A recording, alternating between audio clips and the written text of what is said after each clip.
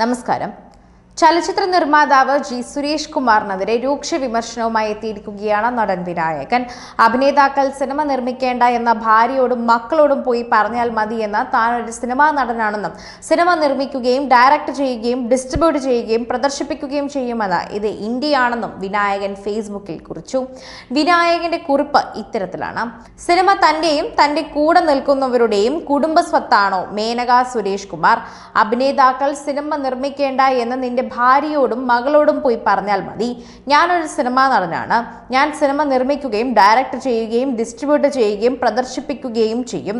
ഇത് ഇന്ത്യയാണ്. ജയ് ഹിന്ദ്. നേരത്തെ മലയാളത്തിലെ സിനിമാ നിർമ്മാതാക്കൾ കടുത്ത പ്രതിസന്ധി അഭിമുഖീകരിക്കുകയാണ് എന്നതുൾപ്പെടെയുള്ള കാര്യങ്ങൾ ചൂണ്ടിക്കാട്ടി സുരേഷ് കുമാർ രംഗത്ത് വന്നിരുന്നു. 100 കോടി രൂപ ഒരു ഷെയർ എന്ന സിനിമയിൽ കാണിച്ചു തരുമോ എന്ന വാർത്താ സമ്മേളനത്തിൽ സുരേഷ് കുമാർ താരങ്ങളെ വെല്ലുവിളിക്കുകയും ചെയ്തു. തങ്ങളുടെ പടം 100 കോടി ക്ലബിൽ കയറിയെന്ന് പറയുന്നത് നിർമ്മാതാക്കളല്ല എന്നും താരങ്ങൾ അവരെ കൊണ്ട് പറയിപ്പിക്കുന്നതാണെന്നുമാണ് സുരേഷ് കുമാർ ആരോപിച്ചത്. സ്വന്തം ഗതികേട് അറിയുന്ന നിർമ്മാതാക്കൾ ഇത്തരം അവകാശവാദങ്ങൾ ഉന്നയിക്കാറില്ല എന്നും അദ്ദേഹം പറഞ്ഞിരുന്നു. കഴിഞ്ഞ വർഷം 200 സിനിമകൾ ഇറങ്ങിയതിൽ ആകെ 24 സിനിമകൾ മാത്രമാണ് ഓടിയത്. വിജയ ശതമാനം എന്ന് പറയുന്നത് വെറും 12% മാത്രമാണ്. 176 ചിത്രങ്ങൾ ബോക്സ് ഓഫീസിൽ തകർന്നടിയുകയായിരുന്നു. 650 മുതൽ 700 കോടിക്കിടയിലാണ് സിനിമാ രംഗത്ത് കഴിഞ്ഞ വർഷം നിർമ്മാതാക്കൾക്ക് സംഭവിച്ച നഷ്ടം തന്നെ പറയുക. പല നിർമ്മാതാക്കളും നാട് വിട്ടു പോകേണ്ട ഗതികേടിലാണ്. ഒരു രീതിയിലും ഒരു നിർമ്മാതാവിനും സിനിമയെടുക്കാൻ സാധിക്കാത്ത സാഹചര്യത്തിലാണ് ഇപ്പോൾ മലയാള സിനിമ എന്ന് പറയണം. ഏറ്റവും വലിയ പ്രശ്നം നടന്മാരുടെ പ്രതിഫലമാണ്. നമുക്ക് ചിന്തിക്കാൻ പോലും സാധിക്കാത്ത തരത്തിലുള്ള പ്രതിഫലമാണ് താരങ്ങൾ വാങ്ങുന്നത്. അമിതമായ പ്രതിഫലമാണ് താരങ്ങൾ വാങ്ങിക്കൊണ്ടിരിക്കുന്നത്. താരങ്ങൾ പ്രതിഫലം കുറയ്ക്കാതെ ഇനി മുന്നോട്ട് പോകാൻ സാധിക്കില്ല എന്നീ കാര്യങ്ങൾ ദിവസങ്ങൾക്ക് മുൻപേ സുരേഷ് കുമാർ പറഞ്ഞിരുന്നു. അതിനിടെ താരങ്ങൾ സിനിമയുടെ നിർമ്മിക്കുന്നതിനെയും ഒരു സ്വകാര്യ ചാനൽ നൽകിയ അഭിമുഖത്തിൽ സുരേഷ് കുമാർ വിമർശിച്ചിരുന്നു.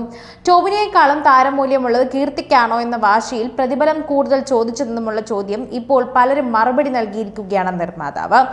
വാശിയുടെ ബഡ്ജറ്റിൽ പ്രശ്നമൊന്നും ഉണ്ടായിട്ടില്ല. ടോവിനോ അങ്ങനെ ഒരു ബഡ്ജറ്റിലല്ല ആ പടത്തിൽ അഭിനയിച്ചത്. അതുകൊണ്ടാണ് ആ പടത്തിന് ലാഭം ഉണ്ടാക്കാനായത്. വിട്ടുവീഴ്ചയ്ക്ക് തയ്യാറാകുന്നവരുടെ ടോവിനോ ആ പടത്തിൽ അങ്ങനെ ഒരു പ്രതിഫലമല്ല ചോദിച്ചത്. ചിലപ്പോൾ അതിലും കൂടുതൽ വാങ്ങുന്ന ആളായിരിക്കും.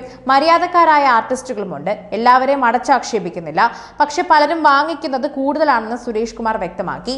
കൂടെ നിന്ന് വർക്ക് ചെയ്യാൻ പറ്റുന്ന ചെറുപ്പക്കാരായ ആർട്ടിസ്റ്റുകളുണ്ട്. അതേസമയം ഫോൺ എടുക്കാത്തവരും ഉണ്ടെന്നും സുരേഷ് കുമാർ തുറന്നടിച്ചു. കീർത്തി വാശിയിൽ അഭിനയിക്കാൻ പ്രതിഫലം ചോദിച്ചു വാങ്ങിച്ചോ എന്ന് ചോദിച്ചപ്പോൾ ഉള്ളത് കൊടുത്തു എന്നതാണ് സുരേഷ് കുമാർ നൽകിയ മറുപടി. പ്രതിഫലം കുറയ്ക്കാൻ പറയുമ്പോൾ മോളോട് കൂടി പറയണമെന്നും പലരും പറയാറുണ്ട്. അത് ഞാൻ പറയാറുണ്ടെന്നും എല്ലാവരും കൂട്ടിത്തന്നെയാണ് ഞാൻ പറഞ്ഞതെന്നും മകൾ എന്ന നിലയിലല്ല എന്നും മറ്റൊരു ആർട്ടിസ്റ്റ് എന്ന നിലയിൽ തന്നെയാണ് ഞാൻ കീർത്തിയെ കണ്ടതെന്നും സുരേഷ് കുമാർ വ്യക്തമാക്കി.